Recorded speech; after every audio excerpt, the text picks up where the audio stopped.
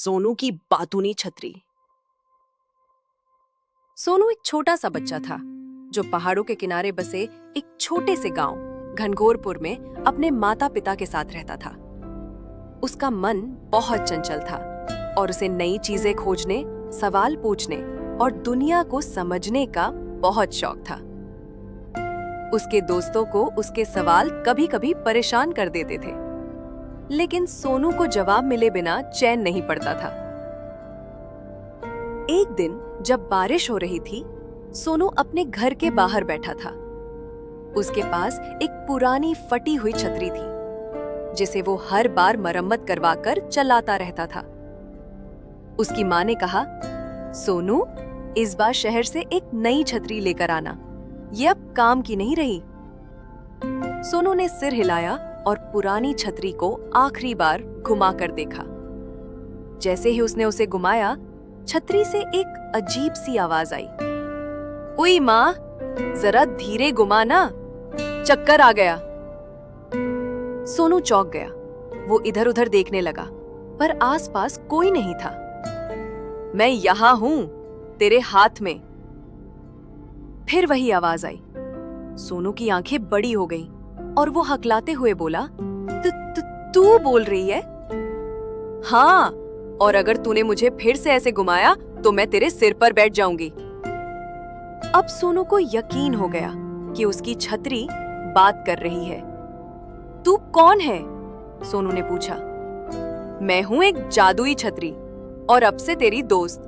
लेकिन याद रखना, मैं बहुत बातूनी हूं। तुझे मेरी बातें सुननी पड़ेंगी। सोनू अब पूरी तरह चौंका हुआ था।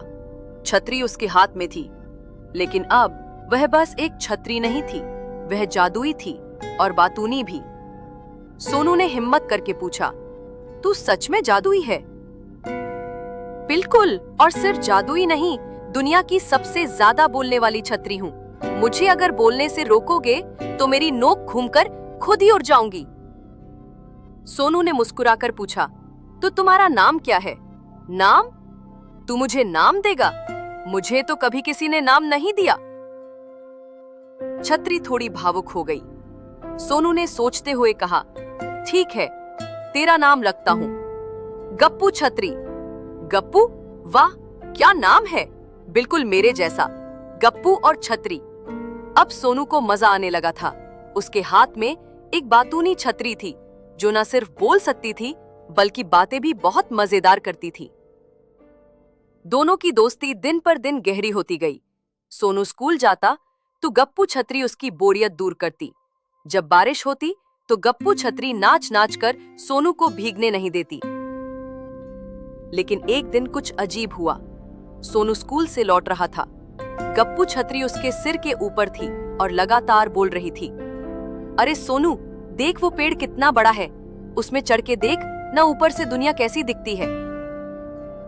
सोनू बोला, अभी नहीं, मुझे भूख लगी है। गप्पू बोली, भूख तो मुझे भी लगी है, लेकिन तू तो कभी कुछ खिलाता ही नहीं। एक छतरी हूं, पर स्वाद की बातें समझती हूं मैं भी। सोनू मुस्कुराया ही था कि तभी पास की झाड़ियों में से किसी ने आवाज दी, अरे ओ गप्पू, तू यहाँ क्या कर रही है? गप्पू चुप हो गई। सोनू ने हैरानी से देखा कि झाड़ियों से एक और छतरी निकली, पर वो चमकीली थी, नीले रंग की, और उसकी छतरी सोने जैसी चमक रही थी। तू कौन है? सोनू ने पूछा। मैं टिंकू, आसमानों की जादुई छतरियों का रखवाला। गप्पू बोली। अरे टिंकू, तू कहां से आ टपका? मैं तुझे लेने आया हूं गप्पू। तेरा असली घर धरती पर नहीं, बादलों की नगरी में है। अब सोनू की आंखें और भी बड़ी हो गईं। बादलों की नगरी? ऐसी भी कोई जगह होती है? टिंकू बोला। हाँ, और वहां सिर्फ वही जा सकता है जो किसी बातूनी छतरी का सच्चा दोस्त हो। सोनू, तुझ में वो काबिलियत है, क्या तू चलना चाहेगा? सोनू का दिल जोर जोर से धड़कने लगा। क्या वो अपने छोटे से गांव से ऊपर बादलों की नगरी में जा सकता है? गप्पू चिल्लाई, चल ला सोनू, वहां मिठाई के बादल होते हैं, चॉकलेट की बारिश होती है और सबसे बड़ी बात, वहां सब कुछ उड़ सकता है।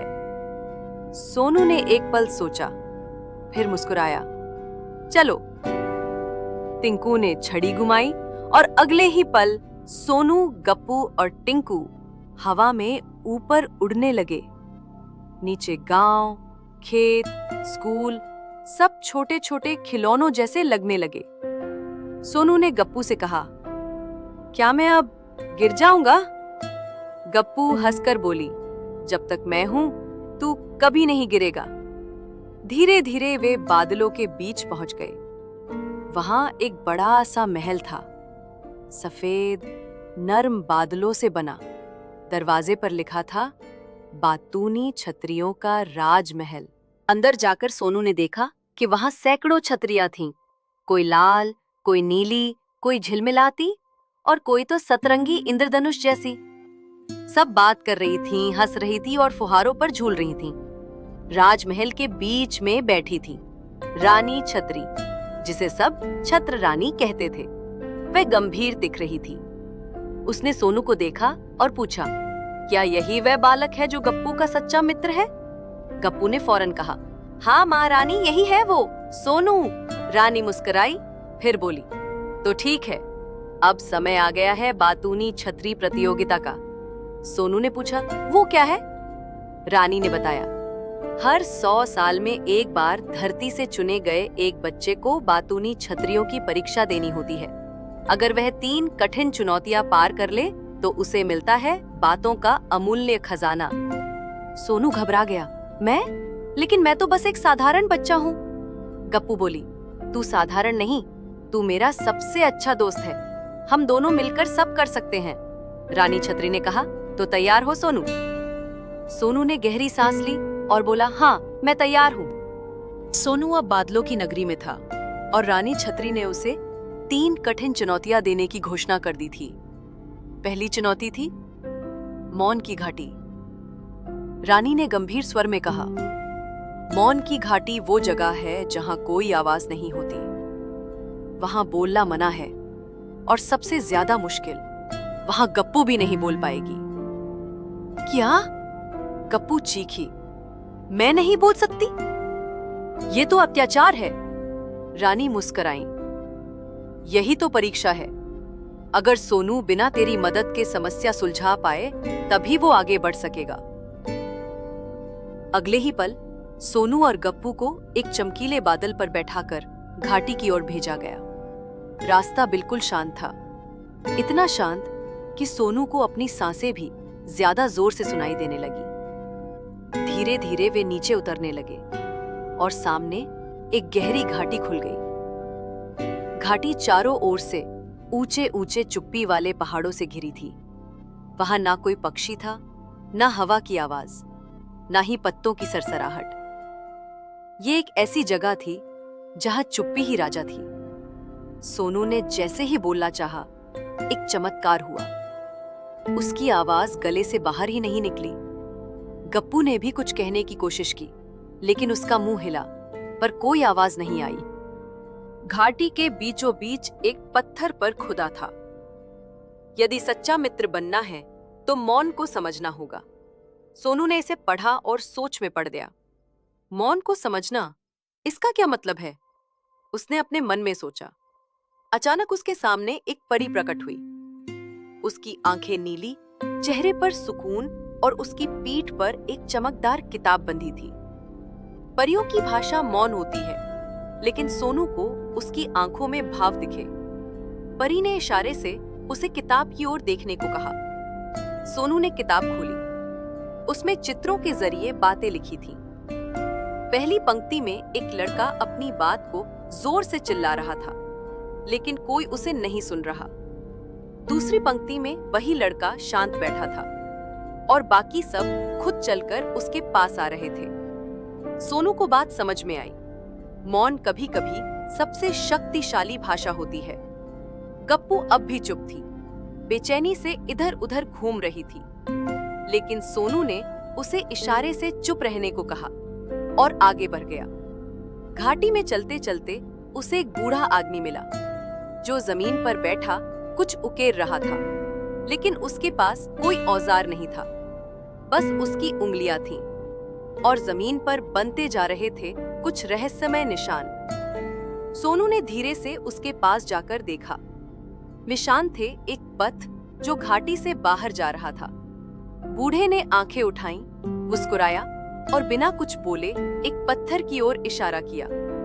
सोनू ने देखा वहां एक छोटी छतरी का चित्र था और नीचे लिखा था, जो खुद सुनना जानता है वही दूसरों की आवाज सुन सकता है। अब सोनू ने अपनी आंखें बंद की और चुपचाप घाटी के माहौल को महसूस किया। उसे पेड़ों की सांसें, जमीन की थरथराहट और हवा की धीमी गति तक महसूस होने लगी। ये सब पहले वो शोर में नहीं समझ पाया था। वो बोला, नहीं, पर अब उसे सब समझ में आने लगा था।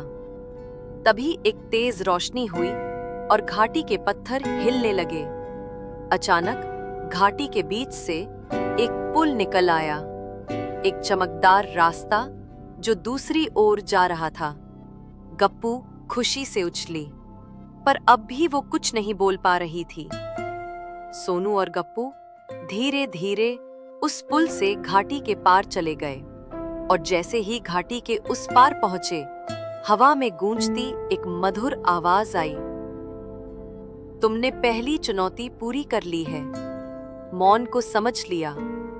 अब अगली परीक्षा होगी, भूल भुलैया की बारिश। गप्पू की आवाज वापस आ गई थी। वो बोली, ओ सोनू, तू तो सच में कमाल निकला। मैंने सोचा था तू बिना मेरी मदद के कहीं अटक जाएगा। सोनू हंसते हुए बोला, अब तो तू भी मान गई ना कि मैं सिर्फ सवाल पूछने वाला बच्चा नहीं, समझने वाला भी हूं। गप्पू बोली, हाँ, और अगली चुनौती में मैं फिर से बकबक करूंगी, क्योंकि मुझे बोलने की अनुमति वापस मिल गई है। अब दोनों आगे बढ़े।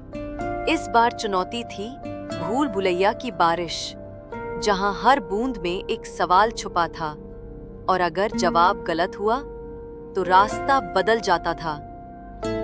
घाटी की परीक्षा पास करने के बाद सोनू और गप्पू अब उड़ते हुए एक नई दिशा में बढ़ रहे थे। सामने दूर से चमचमाती कोई जगह दिखाई दे रही थी। वो थी अगली चुनौती की भूमि, जिसका नाम था भूल भुलैया की बारिश। रास्ते में गप्पू बोली, सोनू, तूने पिछले इम्तिहान में तो चुप रहकर सब जीत लिया, लेकिन अब तुझे बोलना पड़ेगा, बहुत ज्यादा बोलना पड़ेगा। सोनू मुस्कुराया, तो इसका मतलब इस बार मैं सवाल करूंगा? नहीं नहीं, गप्पू बोली, इस बार सवाल तुझसे होंगे। बारिश की हर बूंद एक सवाल बनकर गिरेगी और अगर तू जवाब नहीं दे पाया तो रास्ता बदल जाएगा। सोनू चौंक गया, मतलब ये बारिश सवाल पूछेगी? गप्पू बोली, हाँ, और अगर तू गलत जवाब देगा तो भूल भुलैया का रास्ता बदल जाएगा और हम फंस जाएंगे। धीरे धीरे वे उस क्षेत्र में पहुंच गए जहां बादलों से गिरने वाली बूंदें सिर्फ पानी की नहीं थी, वे चमकीली नीली और सुनहरी बूंदें थीं, जो जमीन पर गिरते ही फिसलते रास्तों में बदल जाती। जैसे ही सोनू ने पहला कदम रखा, एक बूंद उसके कंधे पर गिरी और हवा में एक आवाज गूंजी, अगर कोई चीज तेरे पास है लेकिन तू उसका उपयोग नहीं करता तो क्या वह सच में तेरी है? सोनू एक पल सोच में पड़ गया, फिर बोला, नहीं, अगर मैं उसका उपयोग नहीं करता तो वो बस नाम की मेरी है। बूंद चमकी, मुस्कुराई और एक रास्ता खुल गया।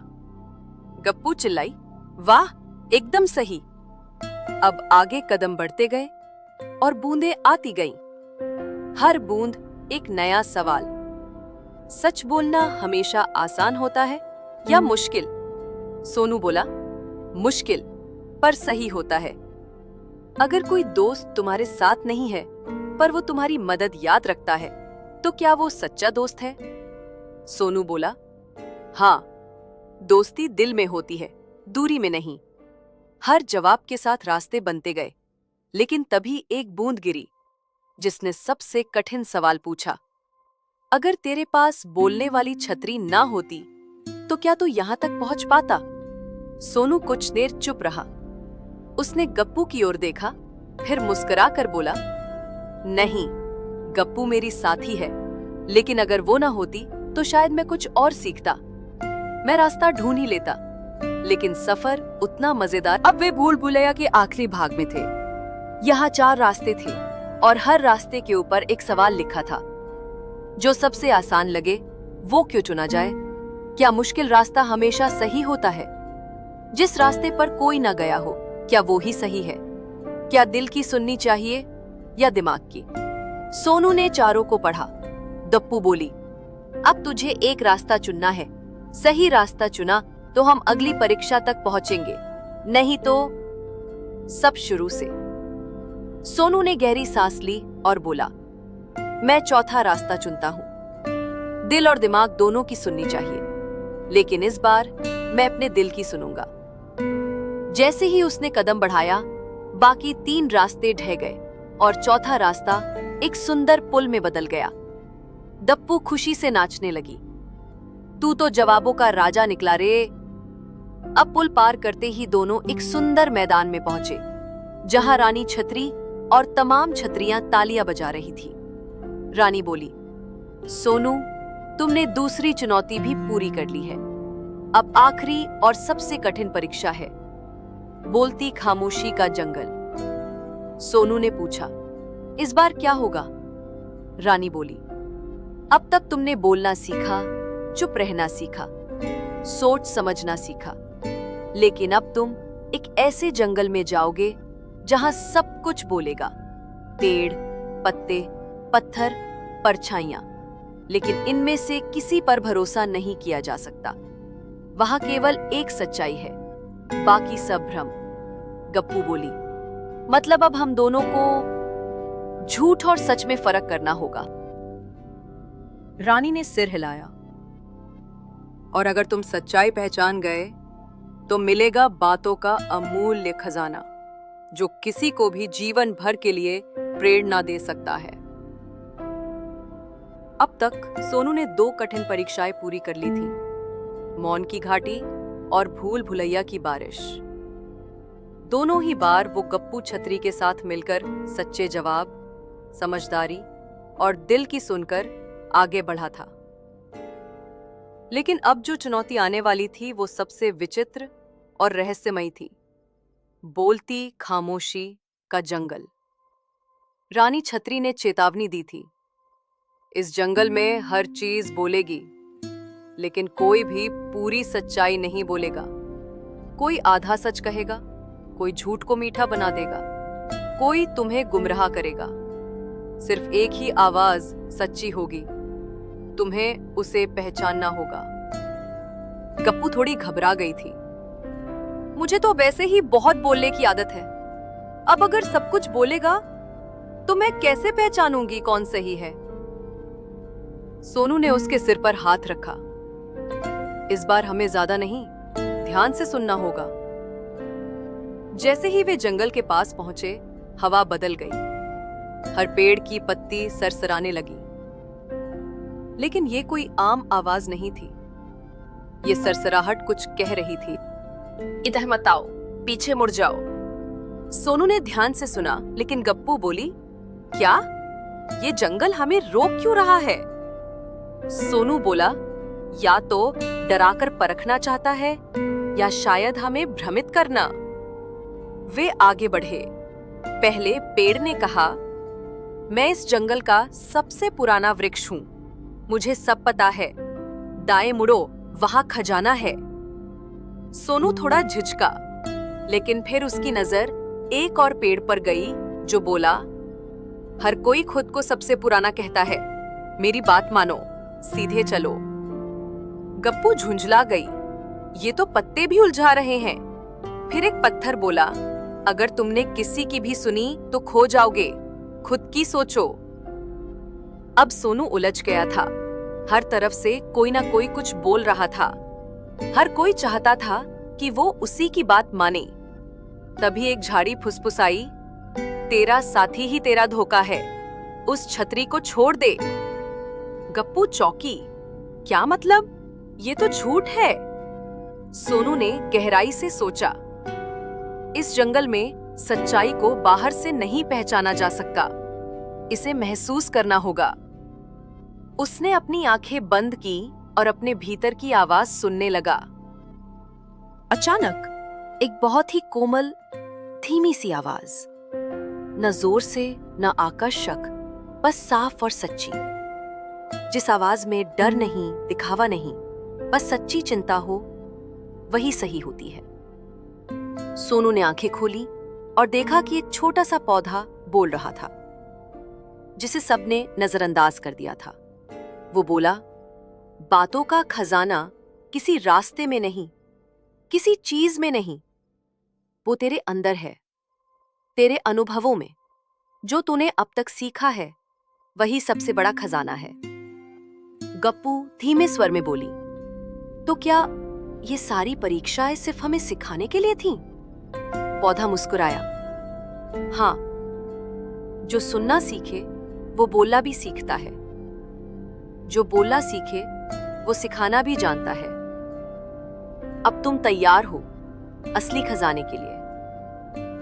जैसे ही सोनू ने पौधे को धन्यवाद कहा, जंगल की सारी आवाजें शांत हो गईं। सारी पेड़ पत्तियां स्थिर हो गईं और सामने एक दरवाजा खुला, एक सुनहरी रोशनी से चमकता हुआ।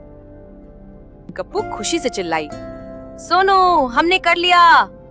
दरवाजे के पार एक विशाल मैदान था, जहां एक टेबल पर एक चमकती हुई किताब रखी थी, बातों का अमूल्य खजाना।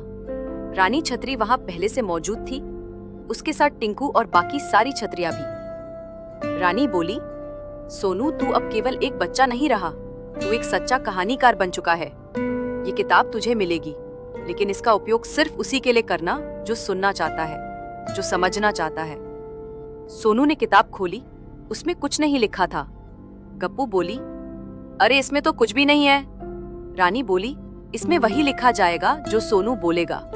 हर कहानी, हर अनुभव, हर सीख अब उसका शब्द बन जाएगा, क्योंकि असली खजाना बातों में नहीं, उनके मतलब में होता है। बोलती खामोशी के जंगल में अंतिम सच्चाई जान लेने के बाद सोनू अब वही सोनू नहीं रहा था, जो पहाड़ के उस छोटे से गांव घनघोरपुर से निकला था। अब वह अनुभवों से भरा हुआ, सोचने समझने वाला और दिल से सुनने वाला एक सच्चा बालक बन चुका था। गप्पू छतरी उसकी तरफ घूमकर बोली, तो अब हम वापस चले कहानी सुनाने। सोनू ने सिर हिलाया और फिर रानी छतरी ने मुस्कुराते हुए अपनी जादुई छड़ी घुमाई। पल भर में सोनू, गप्पू और बातों का अमूल्य खजाना लेकर हवा में उड़ चले। जब वे गांव पहुंचे तो सुबह हो चुकी थी। सूरज की किरणें पहाड़ियों पर बिखरी थीं और खेतों में हवा सरसराहट कर रही थी। गांव के लोग धीरे धीरे जाग रहे थे। सोनू के माता पिता उसे देखकर चौंक गए। अरे सोनू, तू कहाँ था? हम तो डर ही गए थे। सोनू मुस्कुराया और बोला, मैं एक जादुई यात्रा पर था और अब मैं आपको ऐसी बातें सुनाऊंगा जो आपने कभी नहीं सुनी होंगी। उसने गप्पू को दिखाया। ये है गप्पू छतरी। अब ये सिर्फ बारिश से नहीं बचाती, ये बोल भी सकती है और कहानियां सुनाती है। गप्पू खुश होकर बोली, हेलो अम्मा, हेलो बाबूजी, मैं हूँ गप्पू छतरी। अब मैं इस गांव की पहली कहानी छतरी बन गई हूँ। धीरे धीरे गांव के बच्चे सोनू के पास इकट्ठा होने लगे।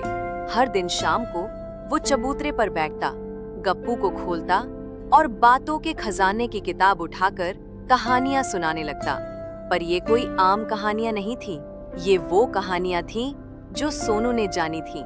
मौन की घाटी की सीख, चुप रहकर भी दुनिया को समझा जा सकता है। भूल भुलैया की बारिश का पाठ, हर सवाल का जवाब दिमाग और दिल दोनों से देना चाहिए। बोलते जंगल की सच्चाई, हर आवाज सच नहीं होती, पर सच्चाई हमेशा सरल होती है। गप्पू कभी बीच में टोकती, कभी बच्चों को सवाल पूछने के लिए उकसाती और कभी खुद ही नई कहानी बना डालती। एक दिन गांव के स्कूल के शिक्षक आए और बोले, सोनू, क्या तुम अपनी कहानियां हमारे स्कूल में भी सुना सकते हो? वहां और भी बच्चे हैं जो सीखना चाहते हैं। सोनू खुशी से बोला, जरूर। अब वो हर हफ्ते अलग अलग गांवों में जाकर बच्चों को जादू भरी कहानियां सुनाता। लेकिन असली जादू शब्दों का नहीं, उनके असर का होता। कुछ साल बाद घनघोरपुर अब एक अनोखा गांव बन चुका था, जहां हर बच्चा कहानी सुनाता था, अपनी बातें खुलकर कहता था और सबकी बात सुनता था। गांव में एक नई जगह बनी थी, बातूनी पुस्तकालय, जिसमें कोई किताब नहीं, सिर्फ एक मंच था और चारों ओर बैठने की जगह। वहां जो भी आता उसे अपनी कहानी सुनानी होती थी। उस पुस्तकालय की छत पर एक सुंदर छतरी लटकती थी, गप्पू छतरी। वो अब बूढ़ी हो चली थी, लेकिन अब भी बच्चों को देखकर खुश होती थी। एक दिन सोनू, अब बड़ा हो चुका था, अपने छोटे भाई के साथ मंच पर आया। उसने अपने भाई से कहा, आज तुम सुनाओ, जो सीखोगे वही सिखा पाओगे। और वो छोटा भाई कहानी सुनाने लगा। गप्पू मुस्कुराई और बोली, सही कहा था रानी छतरी ने, असली खजाना बातें नहीं, उनके असर होते हैं। किताब अब भर चुकी थी, हर पन्ना उन कहानियों से जिनमें कोई ना कोई बच्चा, कोई ना कोई गप, कोई ना कोई सीख थी। और जो भी उस किताब को पढ़ता, उसे सिर्फ कहानी नहीं मिलती, उसे मिलती थी जिंदगी को समझने की नई नजर। अब घनघोरपुर गांव सिर्फ एक पहाड़ी गांव नहीं रहा था, वो बन चुका था बच्चों की कहानियों का केंद्र। हर गली, हर पेड़, हर आंगन में कहानियां गूंजती थी। इस बदलाव की शुरुआत हुई थी एक छोटे बच्चे सोनू और उसकी बातूनी छतरी गप्पू से। लेकिन अब ये बदलाव सिर्फ गांव तक सीमित नहीं रहा। एक दिन सोनू को एक खत मिला, बच्चों के लिए अंतर्राष्ट्रीय जादुई सम्मेलन से। उसमें लिखा था, प्रिय सोनू और गप्पू छतरी, आपने बच्चों को सिखाया है कि कहानियां सिर्फ मनोरंजन नहीं, शिक्षा और समझ की असली जमीन होती हैं। हम आपको विश्व बाल वार्ता महासभा में आमंत्रित करते हैं, जहां दुनिया भर के जादुई साथी एकत्र होंगे। सोनू को तो अपनी आंखों पर यकीन ही नहीं हुआ। गप्पू खुशी से उछल पड़ी, हम उड़कर जाएंगे ना?